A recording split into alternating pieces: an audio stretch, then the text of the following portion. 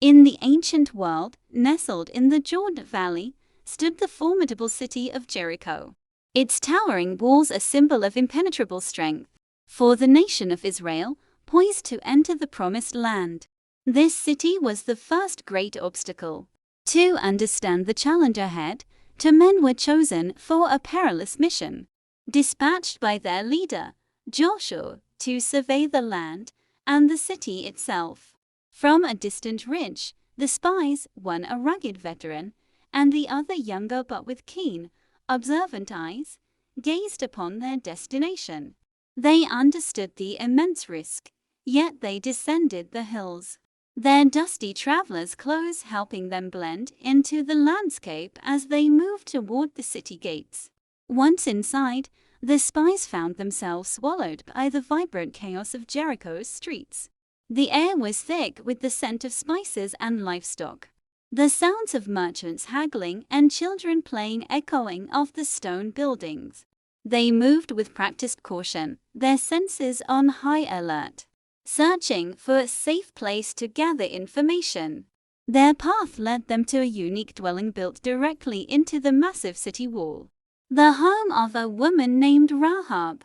Recognizing an opportunity for shelter and discretion, they sought refuge within her walls, unaware that this decision would alter the course of their mission and their lives. The door opened, and Rahab, a Canaanite woman with a discerning gaze, welcomed the strangers into her home. Their precarious safety was short-lived. A sudden, forceful knocking echoed through the house, the sound of the king's soldiers demanding entry. Word of the foreign spies had reached the palace, and Rahab's home was now the center of a city-wide search. With astonishing composure, Rahab acted swiftly, leading the two men to her flat roof where stalks of flax were laid out to dry. She concealed them beneath the harvest, a makeshift but effective hiding place. Returning to the door, she faced the soldiers with a calm front. She admitted that men had been there but claimed they had already departed as dusk fell, urging the soldiers to pursue them quickly toward the city gates. Her deception was flawless, and the soldiers, convinced by her confident misdirection, departed in a futile chase. With the immediate danger past, Rahab ascended to the roof. Under the starlight, she revealed the true reason for her actions. She spoke to the spies not as a traitor, but as a believer, professing that she knew their God was the true God of heaven and earth, and that he had given this land to their people. Fear for her own family's fate was etched on her face as she pleaded with them, making them swear an oath.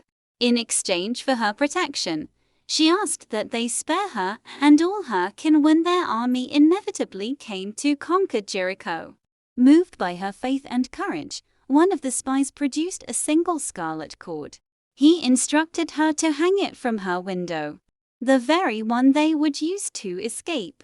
This crimson thread would be the sign, a promise of deliverance for all who remained within her house.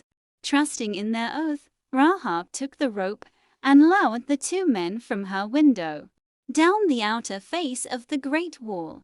They vanished into the night, making their way to the hills to hide for 3 days as she had advised.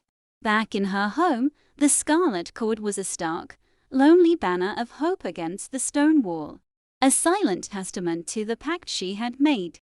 The spies eventually returned to the Israelite camp across the Jordan River and delivered their report to Joshua, recounting not only the city's defenses but also the astonishing faith of the woman who had saved them. And in Jericho, a woman named Rahab looked out from her window, her future hanging by a single thread, her heart clinging to the promise of a God she had chosen to trust.